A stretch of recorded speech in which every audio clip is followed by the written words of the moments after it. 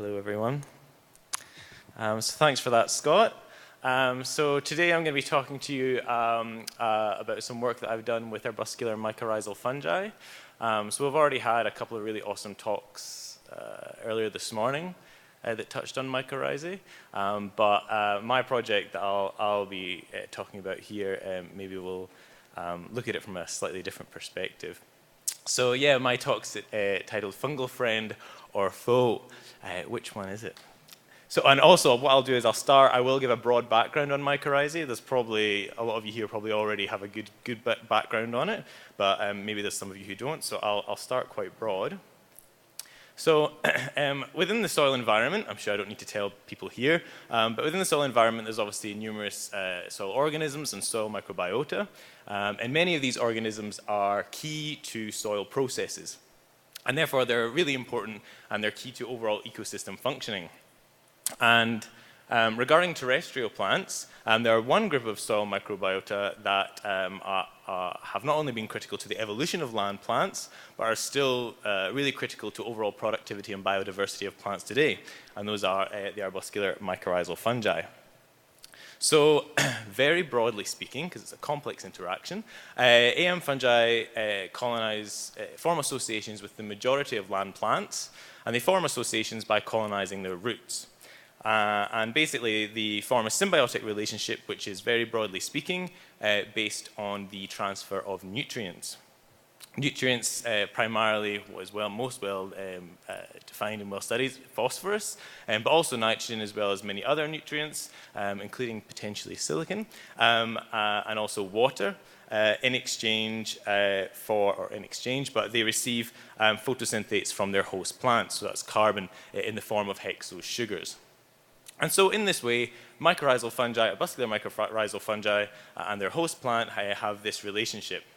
And so therefore, in many circumstances, what we see is that the host plant, or mycorrhizal plants that are colonized, have generally higher productivity, maybe higher biomass, and sometimes higher resistance to stress.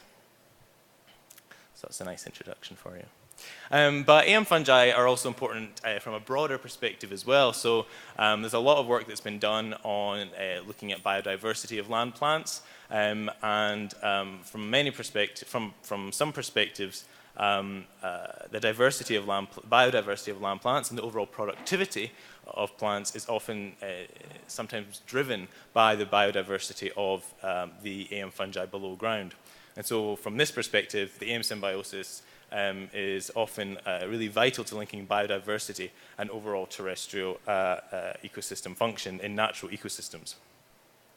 But having said that, mycorrhizal fungi do not always have a positive outcome for their host. I'll phrase it that way. AM fungi can have a positive effect, they can be beneficial, they can be, commensal, or they can be, what you might call parasitic. But I think that using the terminology parasitic is also a bit contentious, but sometimes it has a negative outcome on their hosts. And this can depend on the environment. So for example, in highly fertile soils, where there's, say for example, high P availability, the AM fungi may not offer a benefit to their host plant from a nutritional acquisition perspective. But it can also be highly dependent on species identity, so the identity of the host plant, and also the identities of the AM fungi which are colonizing the host. And of course, in nature, a plant is probably going to be colonized by more than one species of AM fungi, just to make that interaction a little bit more complicated. So from all that, we can say that the outcomes of the AM symbiosis for the host plant is quite variable. Now, AM fungi not only affect the nutritional quality and the nutritional chemistry of their host, but they can alter the overall physiology and secondary chemistry as well. And so therefore it's not surprising that mycorrhizal fungi can have a really significant effect on organisms which feed on living plant material, herbivores. Of course, what's a really major and really important group of herbivores? Insect herbivores. So there's been a lot of work that's been done looking at how the plant-mycorrhizal relationship impacts insect herbivores. And if we look at the literature on this in previous studies, we'd see a great variability in this as well. So we'd see positive, sometimes no effect, or negative effects on the insect herbivores. And this again can depend on environment and species identities, but also we see things such as, say, feeding guild for the insects. How they feed on the plant can also be a large determinant to the outcome for the insect. And the mechanisms driving this are, I guess, ambiguous. There are different mechanisms that could be driving the variability in the responses that we're seeing from the herbivores. Now, there are another group of invertebrates, which are very important, and they often live in the soil, and they arguably may have more direct interactions with mycorrhizal fungi. And they are nematodes, plant parasitic nematodes. But I'll broadly give a background on nematodes. So nematodes are found basically all over the world. They're found in almost all habitats where there are appropriate carbon sources for them to feed upon. And nematodes can be, have a variety of different feeding strategies. They can be fungal feeders, they can be bacterial feeders, they can be predatory, or of course they can feed on plants. And within agroecosystems, plant parasitic nematodes are typically the dominant group of nematodes that you find in the soil. And so they're highly pervasive, and they infect the roots of plants, and they have a significant effect and decreased productivity. And so therefore, from an agricultural perspective, and from an economic perspective, the impact to agriculture globally is quite significant. Obviously, putting a cost on these sorts of things is really difficult, but it's been estimated to be anything between 80 to 125 billion US dollars a year, and this has been thought to be an underestimate. So they're pretty important, and they cause a lot of damage. So as I said before, plant parasitic nematodes feed and live in the roots in certain circumstances, and of course, so do AM fungi. And so arguably, they should have really strong interactions with each other. So how do they interact with each other? That's the question I'm interested in. Well, annoyingly, it's very similar to how it is with the insects. We see both positive, negative, and sometimes no response but from the nematodes to the mycorrhizal status of their host plants. And again, this can depend on numerous different factors involved in the interactions. We see highly variable responses. And it's really unclear what are driving these responses. And this is basically the interaction that I was interested in here. So I was interested in seeing what is the interaction between mycorrhizae, their host plant, and plant parasitic nematodes, and look to see what mechanisms could be driving the responses that we see. So I did this by setting up a nice little experiment, and this was a controlled environment experiment using wheat. And I was looking to see the impact of the AM symbiosis in wheat on the root lesion nematode, Patalingus neglectus, which is a significant pest in Australia, where I am, but also in other places as well, of course. And this is an endoparasitic nematode, and it's a migratory nematode as well, so it migrates throughout the soil. And so I set up a very simple, fully factorial experiment. I had two varieties of wheat, Ventura and Yitpi. That's their names. One is reportedly more susceptible than the other to plant parasitic nematodes. And I grew these two cultivars, and they either were grown with or without mycorrhizal fungi, and they were grown with or without nematodes. Very simple. And so what was I interested in? So I grew these for a couple of months, and so obviously I was interested in the plant growth response. How's the plant responding to these treatments? Of course, I was interested in seeing that there was root colonization by the mycorrhizae, and I wanted to see how the nematodes were responding in the soil. But I wanted to know possible mechanisms as well that were driving responses. So this is where I used a technique that was fresh to me, untargeted metabolomic profiling. So this, very broadly speaking, this allows you to gauge a sort of comprehensive picture of both primary and secondary metabolites in an organism or in the organ of an organism. And then you can see, at least in this circumstance, how all compounds in the organism, or putative compounds, respond to different treatments. So this is what I was doing here. And of course, I was interested specifically as well in nutritional chemistry, which I measured using XRF fluorescence. So let's look at some results. So firstly, biomass. Let's start with the basics. So in this plot here, we've got biomass. We've got our two varieties, Ventura on the left, Yitpi on the right. Ventura, the more susceptible, Yitpi, the more resistant, supposedly. And then we have our mycorrhizal treatments.